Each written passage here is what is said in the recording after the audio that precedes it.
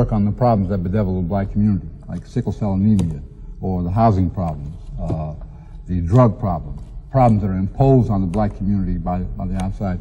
Very few black students on white campuses or any campus are spending their energies and their minds on trying to find solutions to those problems. In most cases, they're being educated, say, with a drug problem to learn how to use methadone. No. Now, look, let's deal with our own historical naivete. Until we deal with it, we're not going any place. Black people have no right to expect anything from this establishment because it wasn't set up for them. They wasn't brought to this country to be given democracy. They was brought to this country to do some work, to labor and to obey. And once the machines made a whole lot of these jobs obsolete, it tended to make a whole lot of the people obsolete.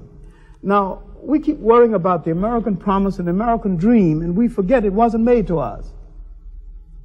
And the white man has not betrayed anything because he didn't promise us anything in the first place. Now, the role of institutions in a society is to reflect the power that controls that society. So we have American institutions arrayed against us, and we naively expect these institutions to reform themselves, because if they reform themselves, that's tantamount to presiding over their own demise. I'd like to say one thing on that. I think the question you asked is how do the schools accomplish this? I mean, you were concerned about the process. I think we got to understand that there's no such thing as objective truth, which is implicit in everything Dr. Clark says, that white people use the institutions to accomplish white purpose.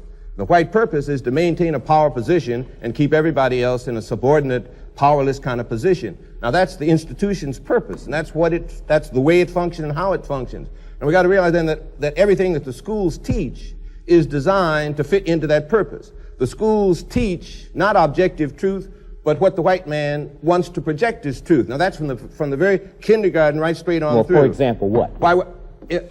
Sociology.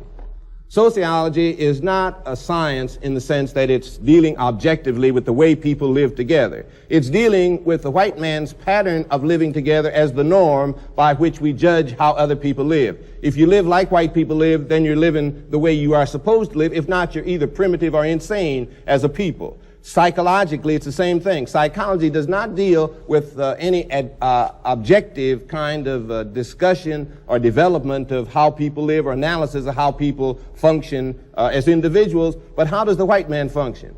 If the white man does it this way, then this is the norm by which we judge all other people. If the white man is violent, then actually all people have to be violent to be normal. If you're not violent, obviously there's something wrong with you and you should be in an insane asylum. The whole pattern that's set up as a norm for human behavior by psychologists, the whole library full of it. Psychiatrists, everybody that's dealing with it is dealing with it from a white point of view. So they teach white children, black children and white children, to look through white eyes. From the kindergarten on, the black child is beginning to look at the world and interpret it through white eyes. Everything he is wrong. Everything that exists in his community is wrong. And we ought to declare that white music really is no good, that white psychology is no good. The white man either acts like we do or he's insane. White sociology is no good. The very structure of white society indicates that white people, obviously in social structure, are either insane or they're abnormal. So we have to project then a black psychology, a black sociology, a black music, a black history that takes in the realities and that is essentially sound, as opposed to the mythology that the white man has developed out of his own ignorance, for one thing, out of his non-creativity, because the white man has never created anything. He's stolen things, but never created anything. He cannot actually deal with history, because history is a recital of his total failure and his total absence of making any genuine contribution to the world. If we define a black psychology, a black sociology, where will we use these? Where would we use? We'd use them first to unscramble our own mixed up minds. If we could understand that black psychology is the psychology that the black man has to have if he's going to escape from powerlessness in a white man's world. Now, the struggle is a struggle between black people for power and white people to keep power. Now, all we're dealing with is a power struggle. Every institution that the white man has, he uses in this power struggle. There's nothing wrong with that, nothing immoral about it. Any people would do that. When we get on top, we're going to do exactly the same thing. We're going to use every institution to perpetuate black power. And the white man's going to have to fight up from the bottom again for another, 100 million years trying to get back to a position of power. There's nothing wrong with fighting for power, but the thing that's wrong is for powerless people to accept their powerlessness and to accept the definition by which they are maintained powerless and to accept the institutions which perpetuate their powerlessness. So that's why I think the black church has to become a power base for black people in changing this total institutional conception structure that black people are living in. We've got to use it as a base to spin off all the institutions that black people need that come from a black perspective, a black orientation, and are concerned with black power as opposed to white power. Let's go back to this value, and I think I don't think we've gone over it too well. We need to look at what kind of societies did black people come out of? What happened before this interference?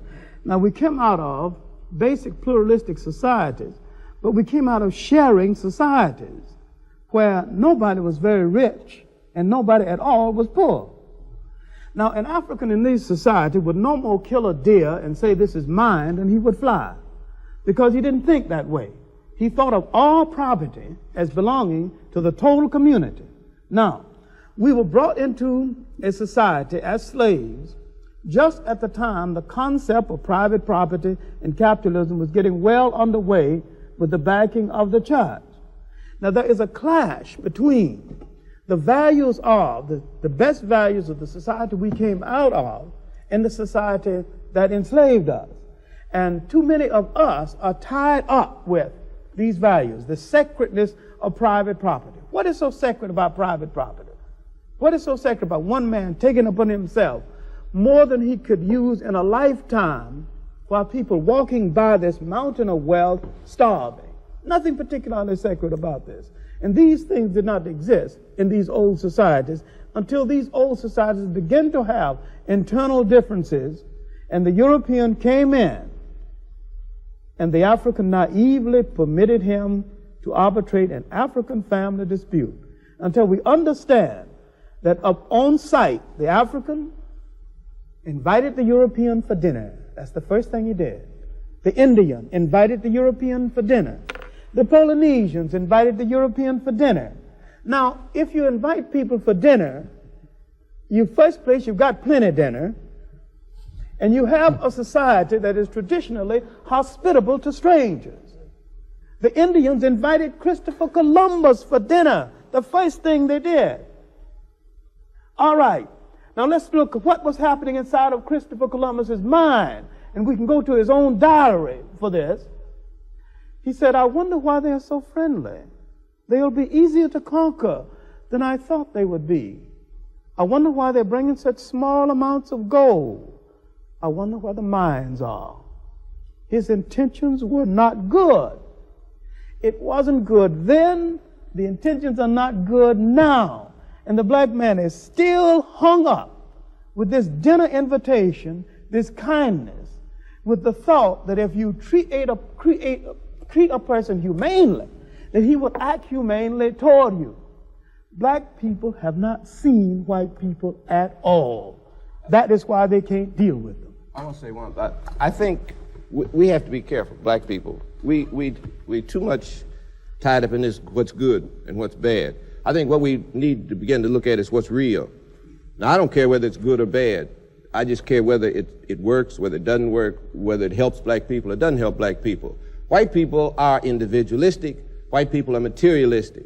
And I think Dr. Clark is absolutely correct in the definition of black civilization, African civilization. Communalistic, whole concept is different. But the white man's individualism and materialism stems from the fact that he comes out of a situation, a place where you could hardly live.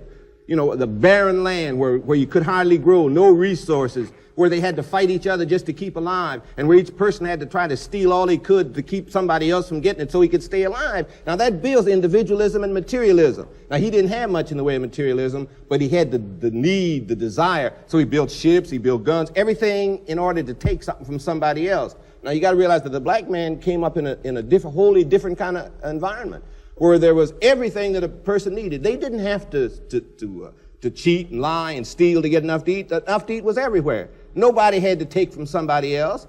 All the resources of the world were right there in the ground. They had everything. They didn't need to build ships and go conquer someplace else. If Africans built a ship, where would they go? Any place they went was worse than where they were. But the white man could build a ship and go any place, because any place he went was better than where he was. Anything that he could take was better than what he already had. So we're dealing with the cultures of two people that stem from the kind of situation in which they live. Black people today are trying to be individualistic and materialistic because we are now in a slave culture. The white man has dominated us so completely, we try to accept his values. What we've got to do is reject his values, go back and accept the old values that come from Africa, our own historic black values, and have a black value system that we put in opposition to the white man's materialism and individualism. Thank you very much, gentlemen. He plays Last War. It's the new top-rated mobile game.